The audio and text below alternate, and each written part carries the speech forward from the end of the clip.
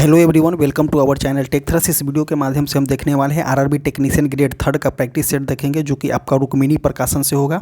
इसमें total question जो होता है 100 क्वेश्चन होता है, जिसमें हम सिर्फ जीके और जीएस को करने वाले हैं, जो कि आपका 50% पार्ट को कवर कर लेगा। आइए फर्स्ट क्वेश्चन इसमें देखते हैं कि यदि किसी व्यक्ति को दूर की वस्तु स्पष्ट से दिखाई नहीं देती है तो उसे कौन सा दृष्टि दोष है और इसे कैसे सही किया जा सकता है। तो देखिए, एक होता है निकट दृष्टि दोष। निकट दृष्टि दोष में क्या होता है, निकट की वस्तु आपका साफ साफ दिखाई देता है और दूर की वस्तु जो है साफ साफ दिखाई नहीं देता है, तो उसे हम निकट दृष्टि दोष कहते हैं। तो ये कौन सा दृष्टि दोष हो जाएगा, ये निकट दृष्टि दोष होगा। निकट दृष्टि दोष होता है क्या, इसमें देखिए स्टेटमेंट को देखिए कि यदि किसी वस्तु के दूर की वस्तु को स्पष्ट दिखाई देता है, तो देखिए निकट दृष्टि दोष में जो है निकट की वस्तु स्पष्ट दिखाई दे रहा है और निकट की वस्तु स्पष्ट दिखाई दे रहा है और दूर की वस्तु जो है स्पष्ट दिखाई नहीं दे रहा है, तो हो गया निकट दृष्टि दोष। तो ये तो स्टेटमेंट निकट दृष्टि दोष है। और निकट दृष्टि दोष के निवारण के लिए हम अवतल दर्पण का यूज करते हैं अवतल लेंस का यूज करते हैं। तो देखिए इसमें कौन सा हो जाएगा, निकट दृष्टि दोष के लिए उत्तल लेंस का तो नहीं हो जाएगा। निकट दृष्टि दोष के लिए अवतल लेंस का उपयोग करते हैं, तो बिल्कुल सही हो जाएगा।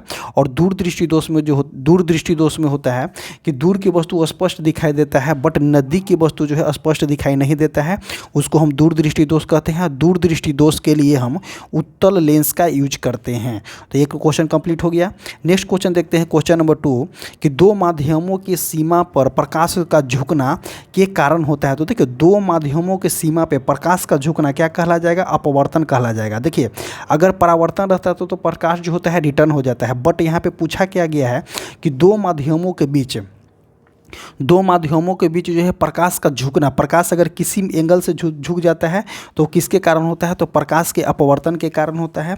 और प्रकाश के अपवर्तन का एक दो एग्जाम्पल भी हम देखेंगे कि प्रकाश के अपवर्तन के कारण होता क्या क्या है। तो देखिए, प्रकाश के अपवर्तन के कारण जो होता है, प्रकाश के अपवर्तन के कारण जो होता है कि सिक्का अगर किसी कांच में, अगर किसी बॉल में अगर सिक्का रखा गया है तो उथला थोड़ा सा दिखाई देता है और छड़ी जो होता है थोड़ा सा टेढ़ा दिखाई देता है। ये सभी अपवर्तन के कारण ही होता है। नेक्स्ट क्वेश्चन देखते हैं कि 60 वाट का एक बिजली बल्ब जो है 60 वाट का एक बिजली का बल्ब जो है 240 वोल्ट के स्रोत के साथ जुड़ा हुआ है, तो बल्ब में प्रभावित होने वाला धारा क्या हो जाएगा। तो देखिए, इसका फॉर्मूला होता है P बराबर VI। तो देखिए इसमें कितना दिया गया है, 60 वाट। P का वैल्यू दिया गया है 60 वाट दिया गया है और इसमें जो है 240 वोल्ट दिया गया है, 240 वोल्ट दिया गया है और I का वैल्यू निकालना है, मतलब 60 डिवाइडेड बाई 240। तो इसको काटिएगा तो कितना कटेगा, 1/4 मतलब कट जाएगा। तो जब 1/4 कटेगा तो 0.25 एम्पियर जो है इसका आंसर आ जाएगा। कितना आ जाएगा, 0.25 एम्पियर जो हो जाएगा आपका आंसर हो जाएगा। और जो आरआरबी टेक्नीशियन में जो है मैक्सिमम क्वेश्चन जो है इस तरह से क्वेश्चन जो है जितने भी न्यूमेरिकल पूछा जा रहा है वो सभी जो है फॉर्मूला बेस्ड न्यूमेरिकल है, जो आपको एग्जाम में देखने को मिल रहा है। नेक्स्ट क्वेश्चन देखते हैं कि एक पेड़ की शाखा पर बैठे एक बंदर अचानक जमीन की ओर नीचे गिरता है, तो इसका उदाहरण कौन सा हो जाएगा। तो देखिए, केपलर के नियम जो होता है ग्रहों के जो होता है, केपलर के नियम जो होता है ग्रहों की गति से है। संहति संरक्षण नियम ये नहीं हो जाएगा, न्यूटन के तीसरे नियम भी नहीं हो जाएगा, तो ये हो जाएगा आपका ऊर्जा संरक्षण के नियम। ऊर्जा संरक्षण के नियम कहता है क्या है, ऊर्जा को न तो उत्पत्ति किया जा सकता है, न ही इसको विनाश किया जाता है, बट वन फॉर्म से दूसरे फॉर्म में इसको एक्सचेंज किया जा सकता है। ऊर्जा जब भी किसी रूप में तुल्य होती है तो ठीक उतना ही ऊर्जा अन्य रूपों में भी प्रकट हो जाती है। और ऊर्जा जो है एक अदिश राशि है। ऊर्जा का ऐसा ही मात्रक जो होता है जूल होता है। 1 जूल इक्वल टू क्या होता है, 1 वाट पर सेकंड होता है। 1 जूल इक्वल टू होता है 1 वाट इंटू 1 सेकंड होता है 1 joule equal to. Next question देखते हैं, इनमें से कौन सा कथन सीधी सड़क पर एक समान त्वरण से चलने वाली कार के लिए सही है। तो देखिए, सीधी बोला गया है, एक समान त्वरण से बोला गया है। जब आपका जो है एक समान त्वरण से हो जाएगा तो आपका जो होता है इसमें वेलोसिटी जो होता है इसमें बदलते रहता है, तो कार का वेग शून्य हो जाएगा, गलत हो जाएगा। कार का वेग जो है लगातार बदलते रहेगा, तो ऑप्शन नंबर बी जो हो जाएगा यहाँ पे सही हो जाएगा। कार का त्वरण शून्य हो जाएगा, तो देखिए एक समान त्वरण से है तो त्वरण शून्य नहीं होगा। कार का त्वरण लगातार बढ़ते रहेगा, तो क्वेश्चन में दिया गया कि क्वेश्चन में ही दिया गया कि एक समान त्वरण, तो ये गलत हो जाएगा, ये भी गलत हो जाएगा। ये हो जाएगा आपका कि ऑप्शन नंबर सी जो हो जाएगा इसके लिए करेक्ट हो जाएगा। कितना हो जाएगा? ऑप्शन नंबर बी जो हो जाएगा करेक्ट हो जाएगा। और त्वरण इक्वल टू फार्मूला होता है, त्वरण इक्वल टू फार्मूला होता है final velocity minus initial velocity divided by time होता है। और इस त्वरण के एसआई मात्रा क्या हो, त्वरण के मात्रक क्या होता है? मीटर पर सेकंड स्क्वायर जो होता है त्वरण के मात्रक होता है। नेक्स्ट क्वेश्चन देखते हैं, निम्नलिखित में से किसका उपयोग जो है सर्वाधिक आमतौर पर सौर सेलों में अर्धचालक के रूप में किया जाता है? तो देखिए सौर सेलों में अर्धचालक के रूप में आप देखते होंगे सिलिकॉन का यूज किया जाता है। मैक्सिमम क्वेश्चन आपको देखने को इससे मिलेगा, बट जो है आमतौर पर ज़्यादातर कौन किया जाता है? तो गैलियम और आर्सेनिक इसको यूज किया जाता है, Ga और As का यूज किया जाता है। तो ऑप्शन नंबर ए जो हो जाएगा इसका सही हो जाएगा। नेक्स्ट क्वेश्चन देखते हैं कि सूर्य के वास्तव में क्षितिज के रूप में ऊपर से गुजरने और हमारे द्वारा पृथ्वी पर इसकी छवि देखने जाने के सक्षम होने के बीच समयांतर कितना होता है? तो देखिए दोनों के बीच में कितना अंतर होता है? तो 2 मिनट का अंतर होता है। जब देखिए जब वास्तविक सूर्योदय को देखने से पहले एक होता है आभासी सूर्योदय होता है, वो जो होता है आभासी सूर्योदय 2 मिनट पहले आपको दिखाई देता है, और आभासी सूर्यास्त भी आपको जो है 2 मिनट पहले तक दिखाई देता रहता है। तो इसमें पूछा गया है कि आभासी ही पूछा गया है, तो इसका आंसर कौन सा हो जाएगा? 2 मिनट इसका आंसर हो जाएगा। और भी आपको दिखाते हैं इसमें, और भी इसमें देखने को मिलता है कि कौन सा, कि देखिए इसमें क्या देखने को मिलता है कि अपवर्तन के नियम होता है। देखिए पानी में डूबा हुआ सिक्का जो है अपने वास्तविक गहराई से जो है कम गहराई पे दिखता है, किसके कारण? अपवर्तन के कारण होता है। तारों का टिमटिमाना, जब तारों टिमटिमाता है वो किसके कारण होता है? अपवर्तन के कारण होता है। पानी में आधी डूबी हुई लकड़ी टेढ़ी दिखाई देती है, ये भी किसके कारण होता है? तो अपवर्तन के कारण होता है। और वास्तविक सूर्योदय से पहले 2 मिनट और वास्तविक सूर्यास्त के 2 मिनट बाद तक सूर्य दिखाई देता है, यह वायुमंडलीय अपवर्तन के कारण ऐसा होता है। नेक्स्ट क्वेश्चन देखते हैं कि वायुमंडल में वायु की वैद्युत चालकता पृथ्वी के तल से ऊंचाई बढ़ने पर क्या होता है? बढ़ जाता है। देखिए इसमें क्या होता है? वायुमंडल की जो होता है वायु की वैद्युत चालकता जो होता है पृथ्वी की ऊंचाई पर बढ़ने पर जो होता है बढ़ जाता है। अब इसके किसके कारण होता है? तो देखिए सूर्य के प्रकाश में जो होता है परावैंगनिक किरण जब पृथ्वी पे आती है तो उस कंडीशन में जो होता है, क्योंकि तीव्र परावैंगनिक विकिरण के द्वारा जो होता है तीव्र जो होता है बहुत स्पीड में परावैंगनिक किरण आती है, उसके कारण जो होता है वायु आयनीकृत हो जाता है, मतलब वायु जो होता है आयोनाइजेशन हो जाता है, आयनीकृत हो जाता है। उस कंडीशन में जो है वहाँ पे आपका चालकता जो होता है बढ़ जाता है। ऐसे भी आप देख सकते हैं कि आयन मंडल में जो है चालकता आयन मंडल के लिए जाना जाता है, तो ऊपरी जाने पे चालकता क्या होता है? बढ़ जाता है। तो ऑप्शन नंबर ए जो हो जाएगा इसका सही हो जाएगा। नेक्स्ट क्वेश्चन देखते हैं हम, क्वेश्चन नंबर 14। क्वेश्चन नंबर 14 क्या इसमें बोलना चाह रहा है कि ग्रेनाइट चट्टानें किस प्रकार की चट्टानें हैं? तो देखिए ग्रेनाइट चट्टानें एक प्रकार का अग्नेय चट्टानें हैं, और अवसादी चट्टानें के अंदर पेट्रोलियम वगैरह, जब पेट्रोलियम हो जाता है, कोयला वगैरह जाता है, ये सब जो होता है अवसादी चट्टानें होता है। बट इसमें जो होता है ग्रेनाइट एक प्रकार का जो है अग्नेय चट्टानें हैं। नेक्स्ट क्वेश्चन देखते हैं कि स्वतंत्र भारत की संविधान सभा के प्रथम निर्वाचित अध्यक्ष कौन थे? तो देखिए स्वतंत्र भारत की संविधान सभा के प्रथम निर्वाचित अध्यक्ष पूछा जा रहा है। तो इसका आंसर हो जाएगा कि डॉक्टर राजेंद्र प्रसाद थे। बट सबसे पहले जो था 9 दिसंबर 1946 को जो है संविधान सभा के अध्यक्ष जो थे सच्चिदानंद सिन्हा थे, बट ये जो थे अस्थायी अध्यक्ष थे। और 11 दिसंबर 1946 को जो है संविधान सभा का अस्थायी अध्यक्ष किनको बनाया गया? तो डॉक्टर राजेंद्र प्रसाद को बनाया गया। और वही 13 दिसंबर 1946 को पंडित जवाहरलाल नेहरू के उद्देश्यता प्रस्ताव से जो था संविधान का निर्माण चालू हो गया था। 13 दिसंबर 1946 के उद्देश्यता प्रस्ताव से संविधान का निर्माण चालू हो गया था। और डॉक्टर भीमराव अंबेडकर जो थे प्रारूप समिति के अध्यक्ष थे। और 26 नवंबर को भारत में संविधान दिवस के रूप में मनाया जाता है। 26 नवंबर को संविधान दिवस के रूप में मनाया जाता है। नेक्स्ट क्वेश्चन देखते हैं। नेक्स्ट क्वेश्चन इसमें कौन सा हो जाएगा? तो नेक्स्ट क्वेश्चन के लिए हमको 21 जाना पड़ेगा। 21 नेक्स्ट क्वेश्चन 21 क्या बोलना चाह रहा है कि ध्वनि तरंगे होती है। तो देखिए ध्वनि तरंगे जो होता है ध्रुवित नहीं होता है। ध्वनि तरंगे जो होता है ध्रुवित नहीं होता है, क्योंकि देखिए ध्वनि तरंगे जो होता है अनुदैर्घ्य तरंग होता है, और अनुदैर्घ्य तरंग जो होता है इसको पास होने के लिए मीडियम की आवश्यकता होती है। और ध्वनि तरंगे जो होता है अनुदैर्घ्य तरंगे नहीं होता है। अनुप्रस्थ तरंगे जो होता है ध्रुवित होता है अनुप्रस्थ तरंगे। और जो होता है प्रकाश जो आपका होता है आपका अनुप्रस्थ तरंगे होता है। और ध्वनि अनुप्रस्थ तरंग होने के कारण ध्रुवित नहीं हो जाएगा, तो इसमें ए इसको भी काट दीजिए और ए को भी काट दीजिए। निर्वात में गमन करता है, तो देखिए ध्वनि जो होता है कभी भी निर्वात में गमन नहीं करता है। ध्वनि को गमन करने के लिए मीडियम की आवश्यकता होती है। सबसे ज़्यादा ध्वनि ठोस में गमन करता है, ठोस के बाद द्रव में गमन करता है, उसके बाद गैस में गमन करता है, और जो है निर्वात में गमन ध्वनि नहीं करता है, तो इसको भी काट दीजिए। तो ध्वनि तरंगे व्यक्तिकरण प्रदर्शित करता है। ऑप्शन नंबर बी जो हो जाएगा सही हो जाएगा। नेक्स्ट क्वेश्चन देखते हैं कि यदि क्षेत्रफल 1/4 हो जाए तो दाब क्या हो जाएगा। तो देखिए दाब एक और फार्मूला होता है P बराबर F/A होता है। अब इसमें देखिए क्या बोला गया है कि यदि क्षेत्रफल 1/4 हो जाता है, तो क्षेत्रफल को अगर हम यहाँ पे 1/4 कर दिए, क्षेत्रफल 1/4 हो गया, तो देखिए क्षेत्रफल 1/4 हो जाता है तो दाब क्या हो जाएगा, तो 4 ऊपर चला जाएगा, तो इससे 4 से गुना हो जाएगा, तो दाब कितना हो जाएगा 4 गुना हो गया। तो ऑप्शन नंबर कौन सा हो जाएगा, 2 गुना हो जाएगा, नहीं होगा, चौथाई तो काट दीजिए, वही रहेगा, इसको भी काट दीजिए, तो ऑप्शन नंबर 22 का सी हो जाएगा।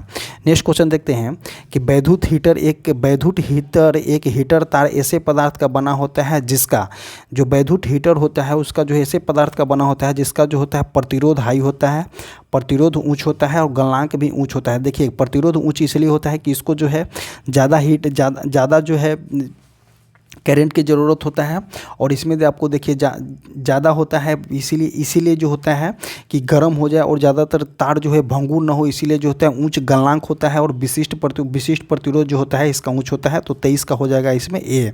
नेक्स्ट क्वेश्चन देखते हैं, आवर्त सारणी में परमाणु क्रमांक बढ़ने पर तत्वों के धात्विक लक्षण पर क्या प्रभाव पड़ता है। तो देखिए आवर्त सारणी में जो बोला गया है कि आवर्त सारणी में परमाणु क्रमांक जिस तरह से बढ़ेगा तो तत्वों के धात्विक लक्षण जो होता है परमाणु ऊपर से नीचे आने पे आवर्त सारणी में ऊपर से नीचे आने पे क्या करेगा, तो बढ़ेगा, और बाएं से दाएं जाने में क्या करेगा, घटेगा। तो देखिए आवर्तों में घटता है और समूहों में बढ़ता है, तो ऑप्शन नंबर यही हो जाए कि आवर्तों में जो होता है ऊपर से नीचे आने पे क्या होता है, ऊपर से नीचे आने में कौन सा है, तो समूह है, तो समूहों में क्या होता है, तो समूहों में बढ़ता है, और जो आपको जो है आवर्तों में जो है घटता है, तो ऑप्शन नंबर ए जो हो जाएगा सही हो जाएगा। नेक्स्ट क्वेश्चन देखते हैं कि सोडियम क्लोराइड के क्रिस्टल विद्युत चालक है परंतु उसका जलीय विलयन विद्युत चालक है, क्योंकि सोडियम क्लोराइड के क्रिस्टल Na+ और क्लोरीन - आयन देते हैं, गलत हो जाएगा। सोडियम क्लोराइड क्रिस्टल में NaCl अणु होता है, ये भी गलत हो जाएगा। सोडियम क्लोराइड के ठोस अणु क्लोराइड में मुक्त आयन नहीं देते हैं, तो ऑप्शन नंबर सी जो हो जाएगा यहाँ पे सही हो जाएगा। देखिए सोडियम क्लोराइड के अगर ठोस अणु में होते हैं, जैसे सोडियम क्लोराइड NaCl आप देख रहे हैं, तो सोडियम क्लोराइड के अगर ठोस अणु होते हैं तो ये जो होता है विद्युत का कुचालक होता है, बट अगर इसको पानी में घोल दिया जाता है तो उस कंडीशन में जो होता है इसका विलयन जो होता है विद्युत का सुचालक होता है, तो यही बोलना चाह रहा है, तो ऑप्शन नंबर सी जो हो जाएगा इसका सही हो जाएगा। नेक्स्ट क्वेश्चन देखते हैं कि टिंडल प्रभाव क्या होता है। टिंडल प्रभाव प्रकाश के किसके कारण होता है, तो देखिए टिंडल प्रभाव अपवर्तन के कारण नहीं होगा, परिक्षेपण के कारण नहीं होगा, परावर्तन के कारण भी नहीं होता है, तो टिंडल प्रभाव जो होता है परिकिरणन के कारण होता है। तो ये टिंडल प्रभाव के बारे में थोड़ा सा देखने की कोशिश करते हैं। टिंडल प्रभाव जो होता है जब प्रकाश की किरणें किसी कोलाइड से गुजारा जाता है तो प्रकाश के कोलाइड से गुजरने का पथ दिखने लगता है। इस घटना को हम क्या कहते हैं, इस घटना को हम टिंडल प्रभाव कहते हैं। टिंडल प्रभाव प्रकाश के परिकिरणन का उदाहरण है, सही है। श्रोता की ध्वनि की आवृत्ति उसकी वास्तविक आवृत्ति सुनने के लिए क्या होता है, तो इसको हम बोलते हैं डॉपलर इफेक्ट बोलते हैं। आकाश का रंग नीला प्रकाश के परिकिरणन के कारण ही होता है, तो जब आकाश का रंग जो होता है नीला होता है प्रकाश के परिकिरणन के कारण होता है। और ये सभी क्वेश्चन जो है बहुत VVI क्वेश्चन है, ये सभी जो है क्वेश्चन आपको एग्जाम में देखने को मिलता है। प्रकाश के अवरोध के किनारे थोड़ा सा मुड़कर उसकी छाया में प्रवेश करने की घटना को हम क्या बोलते हैं, तो विवर्तन बोलते हैं। नेक्स्ट क्वेश्चन देखते हैं हम इसमें कि आवर्त सारणी में मौजूदा पहला तत्व कौन सा है। तो देखिए आवर्त सारणी में पूछा गया है क्वेश्चन नंबर 28 पूछा गया है कि 27 नाभिकीय हथियारों में सर्वाधिक आमतौर पर प्रयोग किए जाने वाले समस्थानिक कौन है। तो देखिए प्रोटियम और ड्यूटेरियम जो होता है हाइड्रोजन के समस्थानिक है, तो नाभिकीय हथियारों में हाइड्रोजन का यूज नहीं होता है, बिल्कुल गलत काट दीजिए। ड्यूटेरियम और प्लूटोनियम, तो प्लूटोनियम तो है बट ड्यूटेरियम नहीं है, इसको काट दीजिए। यूरेनियम तो है बट लिथियम नहीं है, इसको काट दीजिए। तो ऑप्शन नंबर कौन सा हो जाएगा, यूरेनियम और प्लूटोनियम जो है नाभिकीय हथियारों में सर्वाधिक जो है आमतौर पर यूज किया जाता है। ऑप्शन नंबर सी जो हो जाएगा सही हो जाएगा। नेक्स्ट क्वेश्चन देखते हैं कि आवर्त सारणी पर मौजूदा पहला तत्व कौन सा होता है। तो पूछा गया क्या है कि आवर्त सारणी पर पहला मौजूदा तत्व कौन सा होता है। तो देखिए आवर्त सारणी में पहला मौजूदा तत्व आप देखते होंगे तो हाइड्रोजन को देखते होंगे। ऑप्शन नंबर डी जो हो जाएगा यहाँ पे सही हो जाएगा। नेक्स्ट क्वेश्चन देखते हैं, question number 34। Question number 34 question क्या कहना चाह रहा है कि डुरंड रेखा किन दो देशों को विभाजित करता है। तो देखिए डुरंड रेखा जो है किन दो देशों को विभाजित करता है। तो डुरंड रेखा जो हो जाएगा आपका अफगानिस्तान और पाकिस्तान को विभाजित करता है। डुरंड रेखा एक्चुअली जो है अफगानिस्तान और इंडिया को भी डिवाइडेड करेगा। क्यों कि जब पीओके इंडिया के पास में होगा तो डुरंड रेखा जो है इंडिया से डिवाइड होगा। बट यहाँ पे कौन सा है, डुरंड अभी जो पीओके जो है पाकिस्तान ने कब्जा कर रखा है। यहाँ पे ऑप्शन इसीलिए दिया गया है कि पाकिस्तान और अफगानिस्तान दिया गया है। नेक्स्ट क्वेश्चन देखते हैं और देखते हैं इसके बारे में कि देखिए मैक-मोहन रेखा होता है, एक मैक-मोहन रेखा होता है जो इंडिया और चाइना के बीच में है। उसके बाद एक होता है रेड क्लिफ, इसीलिए रेड क्लिफ जो होता है इंडिया और पाकिस्तान के साथ होता है। देखिए रेड क्लिफ से आप याद कीजिएगा कि इंडिया का सबसे पक्का दुश्मन कौन सा है, तो पाकिस्तान है। तो इसीलिए वहाँ पे कितना रेड किसके लिए होता है, तो खतरा का होता है। तो रेड क्लिफ हो जाएगा इंडिया और पाकिस्तान। एक होता है हिंडनबर्ग रेखा, एक होता है हिंडनबर्ग रेखा जो होता है जर्मनी और पोलैंड के लिए हिंडनबर्ग रेखा हो जाएगा। एक होता है 38वीं समानांतर रेखा। तो देखिए 38वीं समानांतर रेखा आपका हो जाएगा नॉर्थ कोरिया और साउथ कोरिया हो जाएगा। और आपको देखिए कि एक होता है मैगनी नोट रेखा। तो देखिए एक होता है मैगनी नोट रेखा, तो मैगनी नोट रेखा जो होता है जर्मनी और फ्रांस के बीच में होता है। और हिंडनबर्ग रेखा आपको बता दिए कि जर्मनी और पोलैंड के बीच होता है। और एक होता है 49वीं समानांतर रेखा। 49वीं समानांतर रेखा जो होता है यूएसए प्लस कनाडा के साथ होता है। एक होता है आपका मेनरहिन रेखा किसके साथ होता है, तो रसिया और पोलैंड के साथ होता है। ये सभी क्वेश्चन जो एग्जाम में आपको स्टैटिक्स फॉर्म में देखने को मिलता है।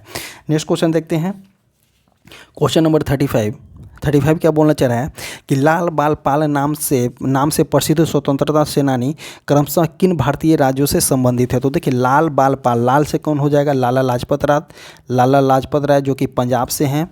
और बाल से कौन हो जाएगा, बाल गंगाधर तिलक जो कि हो जाएंगे, बाल गंगाधर तिलक कहाँ से है, मुंबई से हो जाएंगे, महाराष्ट्र से हो जाएंगे। और पाल जो हो जाएंगे बिपिन चंद्र पाल कहाँ से हो जाएंगे, तो आपका हो जाएंगे कोलकाता से। तो कोलकाता कहने का मतलब कि वेस्ट बंगाल से। तो देखिए पंजाब के बाद महाराष्ट्र, उसके बाद बंगाल। तो ऑप्शन नंबर डी जो हो जाएगा सही हो जाएगा। नेक्स्ट क्वेश्चन देखते हैं, क्वेश्चन नंबर 41 क्या बोलना चाह रहा है कि सोडियम एक अभिक्रियाशील धातु है, ठीक है, जो खुले में रखने पर खाली स्थान के साथ अभिक्रिया करके विस्फोट के साथ आग पकड़ लेता है। तो देखिए सोडियम जो होता है, सोडियम के परमाणु संख्या 11 है। इसको जब खुले में रखिएगा तो ऑक्सीजन के साथ अभिक्रिया कर करके एक विस्फोटक बना लेता है। तो ऑप्शन नंबर डी जो हो जाएगा इसका सही हो जाएगा। नेक्स्ट क्वेश्चन देखते हैं, बेंजीन में सिग्मा तथा पाई बंधों का अनुपात ज्ञात करना है। तो देखिए अगर बोला गया है तो बेंजीन का आप फार्मूला बनाइए। तो बेंजीन का फार्मूला होता है आपका C6 और H6 होता है बेंजीन का। तो देखिए बेंजीन का हम स्ट्रक्चर बनाते हैं। तो देखिए बेंजीन का स्ट्रक्चर इस तरह से हो जाएगा, ये एक प्रकार का जो हो जाएगा बेंजीन का स्ट्रक्चर हो गया। तो जब बेंजीन का स्ट्रक्चर हो गया तो इसमें जो होता है 3 डबल बॉन्ड होता है, एक सिंगल बॉन्ड होता है। यहाँ पे ले लीजिए H, यहाँ पे H और एक यहाँ पे और एक यहाँ पे। तो देखिए जब भी अगर आप इस तरह के लेते हैं तो देखिए जब सिंगल बॉन्ड होता है तो एक सिग्मा होता है, और जब डबल बॉन्ड होता है तो एक सिग्मा होता है और एक पाई होता है। इसको याद कीजिएगा। तो और देखिए नेक्स्ट देखते हैं इसमें क्या बताया गया है। एक देखिए यहाँ पे एक हो जाता है, एक सिग्मा बॉन्ड यहाँ, एक सिग्मा यहाँ, एक सिग्मा यहाँ, एक सिग्मा यहाँ, एक सिग्मा यहाँ, एक सिग्मा यहाँ। हो गया कितना हो गया, 1 2 3 4 5 6। और देखिए एक सिग्मा एक हो जाएगा यहाँ, एक यहाँ। इसमें जो होता है टोटल सिग्मा जो होता है 12 होता है। टोटल सिग्मा जो हो जाएगा आपका 12 हो जाएगा। सिग्मा बॉन्डों की संख्या जो होता है 12 होता है। अब पाई बॉन्डों की संख्या देखिए, पाई बॉन्ड की संख्या यहाँ पे 1 हो गया, यहाँ पे डबल बॉन्ड है तो एक सिग्मा एक पाई हो गया, एक सिग्मा एक पाई, एक सिग्मा एक पाई।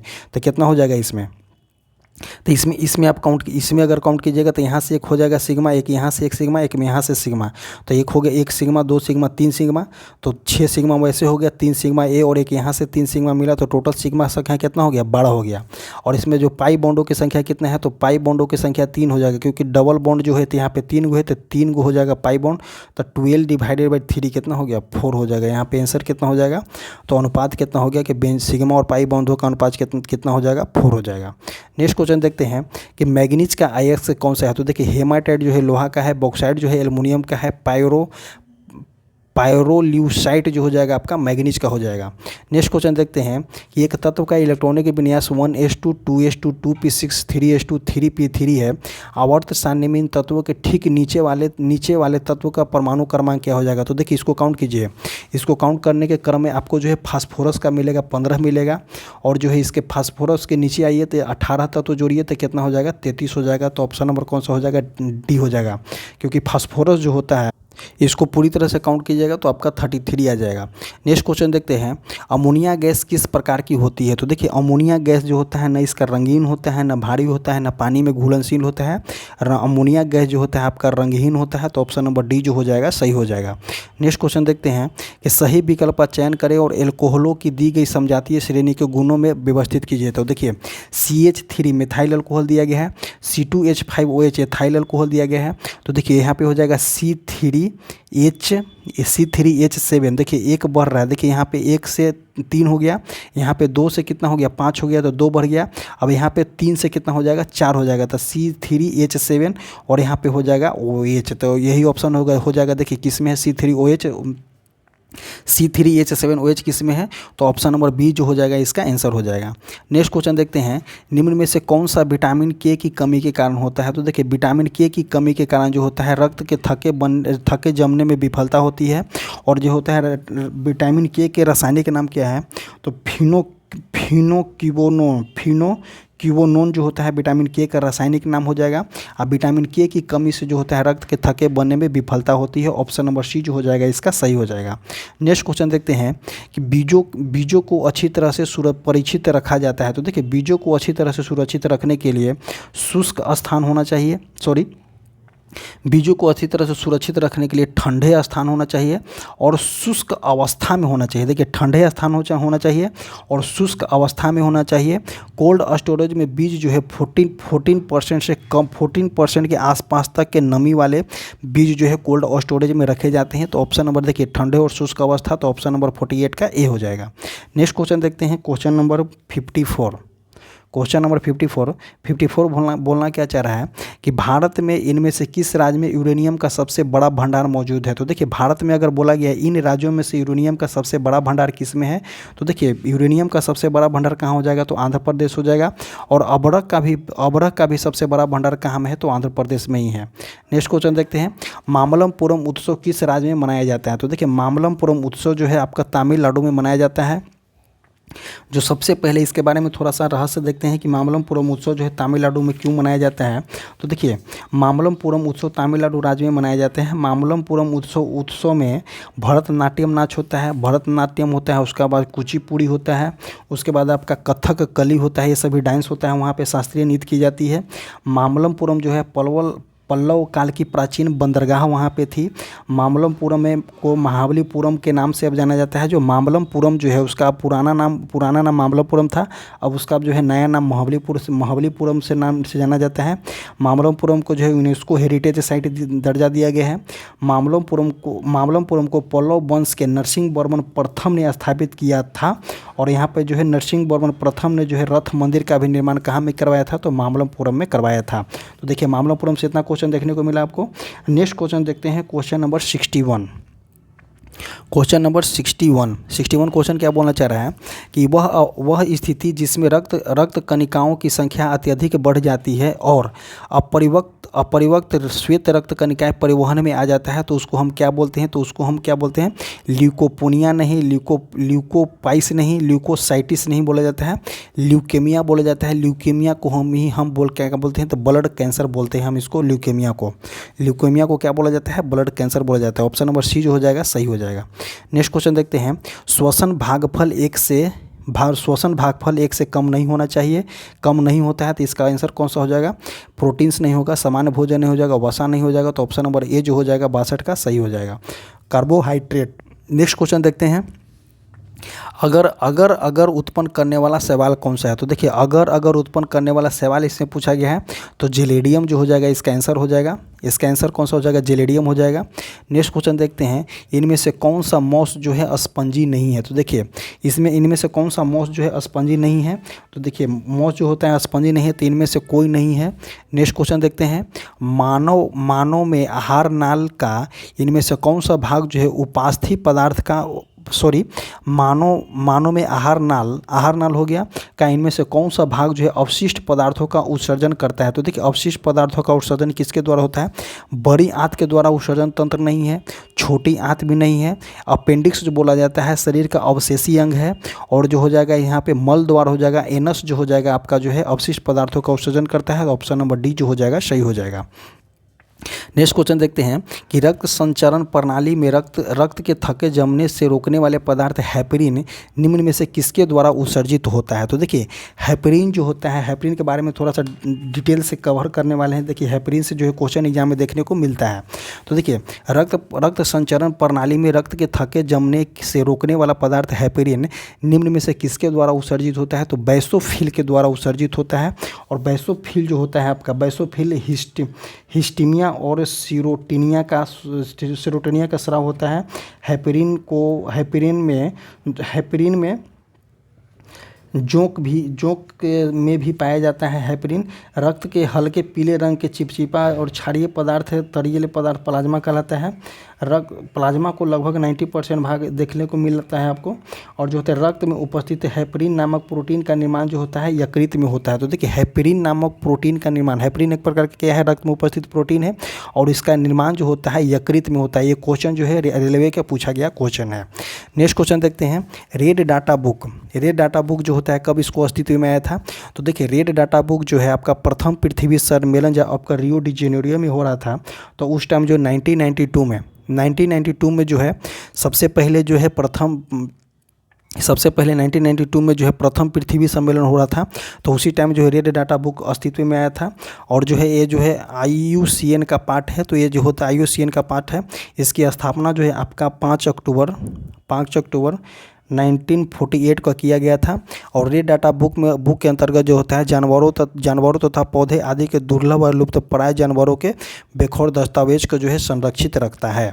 नेक्स्ट क्वेश्चन देखते हैं, मछली के हृदय में कितने कक्ष होते हैं? तो मछली के हृदय में आपका 2 कक्ष होते हैं।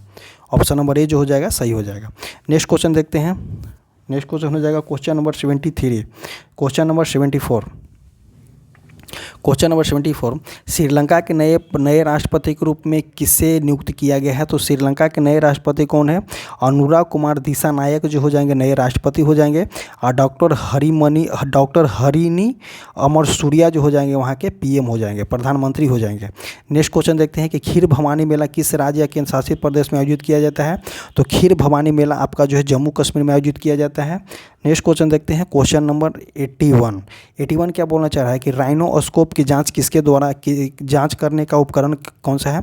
तो राइनोस्कोप जो है राइनोस्कोप की जांच जो होता है राइनोस्कोप को नाक की जांच का एक उपकरण होता है। नेक्स्ट क्वेश्चन देखेंगे, किसी जंगम जोड़े की 2 हड्डियां के बीच पाए जाने वाली अस्नेहक पदार्थ को क्या बोलते हैं? तो देखिए कि 2 हड्डियों के बीच, मान लेते हैं 2 हड्डी है और 2 हड्डियों के बीच जो एक लिक्विड पाया जाता है उसको हम क्या बोलते हैं?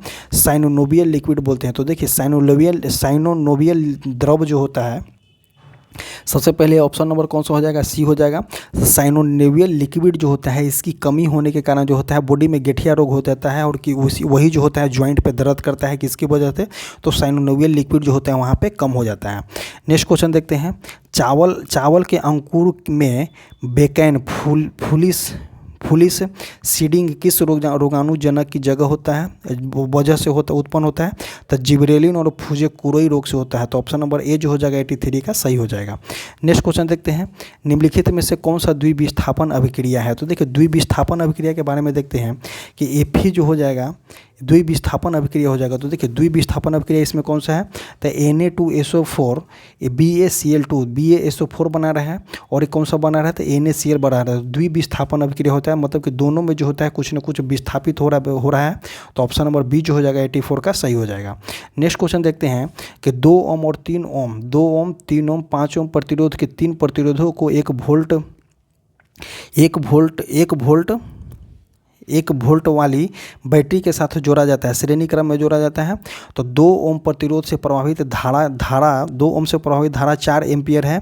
तो भी का मान पूछ रहा है। तो देखिए 2 ओम प्लस 3 ओम प्लस 5 ओम कितना हो जाएगा, 5 3 8 10 ओम हो गया। एक होता है भी बराबर आई आर होता है। तो देखिए जब भी बराबर आई आर होता है तो देखिए आर का मान यहाँ पे 10 दिया गया है, आर का मान जो होता है यहाँ पे 10 दिया गया है। और क्या पूछा गया है कि बैटरी के साथ जो है श्रेणी क्रम में संयोजित किया जाता है। तो 2 ओम के प्रतिरोध से प्रभावित होने वाली धारा पूछा गया है। तो देखिए जब 2 ओम से धारा जो होता है A to Z में सेम होता है, 2 ओम जाए या 3 ओम जाए या 4 ओम में जाए, जब श्रेणी क्रम में होता है तो वोल्टेज जो होता है घटते बढ़ते रहता है, लेकिन धारा का मान जो होता है सेम होता है। वही यहाँ पे धारा कितना हो जाएगा, 4 हो जाएगा। तो टोटल कितना हो जाएगा, 10 चौका 40 वोल्ट यहाँ पे आंसर हो जाएगा। तो ऑप्शन नंबर डी जो हो जाएगा इसका सही हो जाएगा।